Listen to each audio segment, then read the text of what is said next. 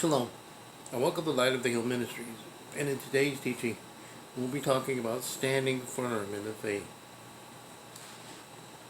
If you want to follow along, I will be posting this in the comment box below, and down, under the teaching. 1 Corinthians 16, verses 13 to 14 says, "Watch, stand fast in the belief, be men, be strong. Let all that you do be done in love." Will you stand firm in the faith even when it's hard?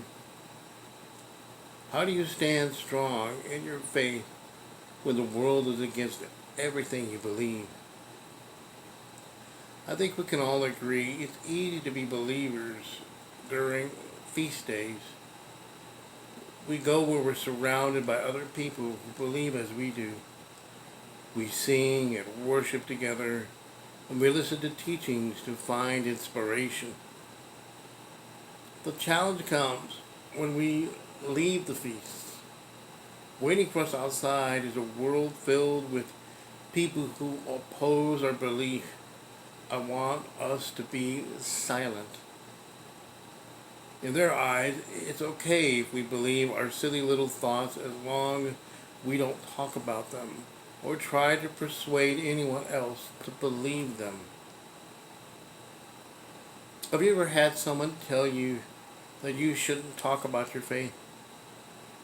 I know I have.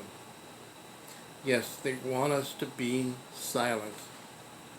But our faith is bigger than them. And it's bigger than us too. When we share the truth, it is then we are truly free, as Yeshua says. And you shall know the truth, and the truth shall make you free. John 8, verse 32. We have the truth because we have Yeshua. We know who we serve, and we know what has been done for us. So it's our job and our privilege to share our faith with the people around us, to stand up for what we believe in and tell them the good news so that they can have the same assurance of freedom in Messiah as we have. Paul above challenges us as believers in Messiah in the face of adversity to be who we are called to be as we share our faith. In order to do that, he gives us 5 distinct commands to follow. Let's explore each one together and discover the meaning of standing firm in the faith. Number 1, watch. This word here is a military word meaning to stay awake. It signifies going without sleep. Not that we should ever sleep, but like good soldiers of that time, watching for the enemy required no sleep. For us, this means watching for sin lest we become tempted. Because there are people out there who are against our faith, and they would like nothing more than to cause us to doubt our belief. So we should take this warning seriously. Be watchful and on alert. Be aware of those who we surround ourselves with, and be mindful of what their agenda may be. Notice what Paul says here in Ephesians 5, verses 14 through 16. That is why he says, "Wake up, you who sleep, and arise from the dead, and Messiah shall shine on you. See then that you walk exactly, not as unwise, but as wise, redeeming the time, because the days are wicked." The days are indeed wicked, and all the more reason to watch.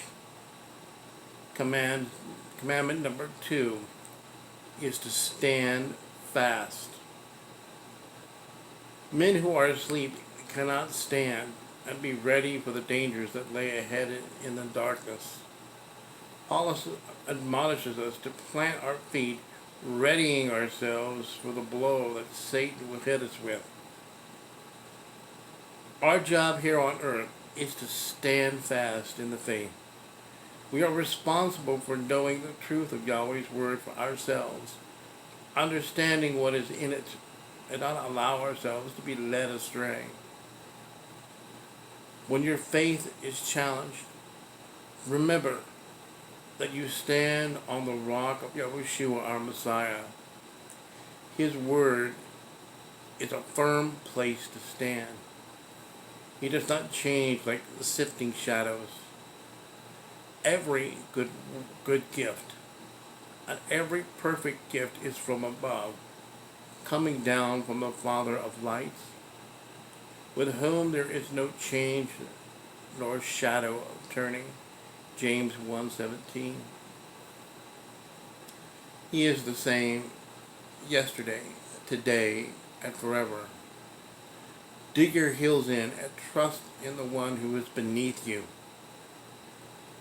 This is a brave stance against an enemy who wants you destroyed, which leads us to the next command, and that is number 3, be men.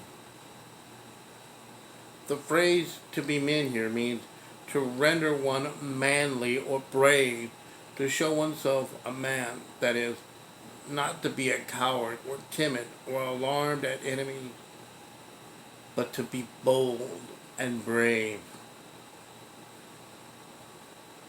It's never fun to be called out and have to defend yourself. But we live in a world where our faith will be tested. We will be challenged and we will be asked questions. So when this happens, we have to be men or man. That is to say, brave enough to face the challenge head on. As Yeshua said, these words I have spoken to you, that you might have peace. In the world you have pressure, but take courage. I have overcome the world. John 16, verse 33. We can be ready with an answer and be willing to share our faith with an unbelieving world because we know the truth of Yahweh's word. So we can take courage in the fact that He is with us when we do share our faith. But with courage, we also must be strong, which is the next commandment. Number 4, be strong. Being strong means look to Yahweh for strength as well as righteousness. Trust in Yahweh's power, whose arm is not shortened. Depend on Yahweh's favor, which is always sufficient, and fear no enemy. This should remind us of Yahushua, son of Nun's command, Joshua 1:6. Be strong and courageous, for you are to let this people inherit the land which I swore to their fathers to give to them. Indeed, our land is yet to come, and we have a kingdom to go to when all is done. Yahushua, Yahweh's Son, will lead us there. Our strength lies in the fact that one day we will be home with Yahweh forever. So be blessed in the knowledge of this and receive it.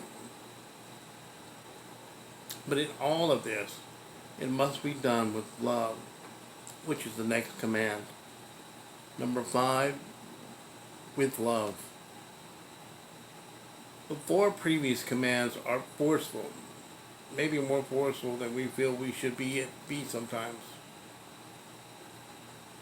But our love for other people is the most important part of this equation.